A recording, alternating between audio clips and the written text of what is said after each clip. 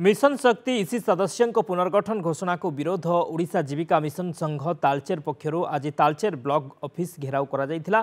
संघ पक्षरु 3 दफा संबलित एक दाबीपत्र बीडीओ को प्रदान करा जायथिला। आज सकाळु एक विराट रैली रे स्थानीय हनुमान मंदिर ठारू बाहरी सहर परिक्रमा करी ब्लॉक ऑफिस ठारे पहुंचीथिले। सेठारे विक्षोभ प्रदर्शन करबा सह राज्य सरकार सेमानंकु छटई करबा नै जे कुचक्रांत चलाई निंदा करथिला संघ।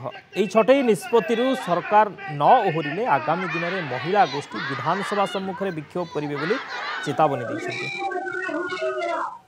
राज्य सरकार आगु घोषणा करथिले नारी शक्ति होजी मिशन शक्ति, किंतु आज ताहार उलटा हो जाइछि। कारण नारी मानकु पुनर्गठन नारे बाहर करा जाउछि प्रति पंचायत रु, जहाँकि काली आमको नियुक्ति कराइथिला पंचायत रे। प्रति पंचायत रे आमे 20, 25, 30 मेंबर थिलु इसी मा हिसाब रे। हमर परिचय थिला इसी परिचय। आमे इसी मा माने विभिन्न प्रकार दायित्व गुरु दायित्व नहीं 3 लाख लाख टंकार चेक मध्य काटुथुलु। विभिन्न प्रकार लोन को भी देगिनी हमर पंचायत मान को भी मध्य आर्थिक मेरुदंड को स्ट्रांग करथुलु। किंतु आज आमे सरकार को आगरे ओलडा हो जाइछु।